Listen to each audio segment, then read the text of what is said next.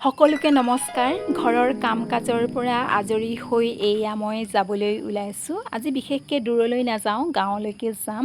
ইতিমধ্যে আপোনালোকে জানেই যে অসম চৰকাৰে আমাৰ SHG মেম্বাৰসকলক খুব ধুনীয়া ধুনীয়া গছপুলি বিতৰণ কৰিলে আৰু বাইদেউসকলেও আনি এনেদৰে ৰোপণ কৰিছে।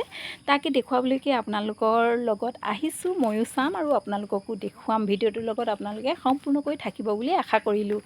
এয়া গৰু পোৱালিটো ইমান মৰম লগাও আৰু এয়া পথাৰ চাওক, যিহেতু গাঁৱৰ পৰিৱেশ এইবিলাক আপোনালোকে দেখিবই। আৰু এগৰাকী বাইদেউ ৰুলে আৰু বাইদেউৰ এইখন তামোল বাৰী বহুত ধুনীয়া, যিহেতু গাঁৱৰ পৰিৱেশ। আৰু এয়া গাঁৱৰ ঘৰৰ পিৰালিতে জলকীয়া বেঙেনা কৰিছে আৰু বাইদেউগৰাকী দিয়ে। আৰু আন এগৰাকীৰ ওচৰলৈ আহিছোঁ, তেওঁৰ বাৰীখনো ফলে ফুলে জাতিষ্কাৰ। বাইদেউগৰাকীও ধুনীয়াকৈ পুলি দুটা ৰুলে, দুটা নহয় তাই 4টা ৰুলে। আৰু এইগৰাকী বাইদেউ ৰুইছে ধুনীয়াকৈ, দেখিছেনে? গছজোপাও ইমান ধুনীয়া দেই, যিহেতু গাঁৱৰ পৰিৱেশ। সৰগৰ পাৰিজাত ওলাইছে চোৱাহি। যিহেতু মই গছ গছনি বহুত ভাল পাওঁ, সেয়েহে অকণমান ধুনীয়া ভাল এজোপা দেখিলে ভিডিঅ' কৰি ৰাখিবলৈ নাপাহৰোঁ।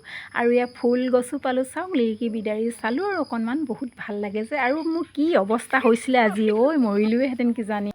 যি কি নহওক, ভালে কুশলে ঘৰ আহি পালোহি। যিহেতু মাতৃ, সেয়ে যলৈকে নাযাওঁ কিয় সন্তানক মনত পৰিয়ে থাকে। আহি বেটাক দেখিলোঁ ধুনীয়াকৈ শুই আছে, মনটো এতিয়া ভাল লাগিল। আজিৰ ভিডিঅ'টো ইমানেই, বাই বাই।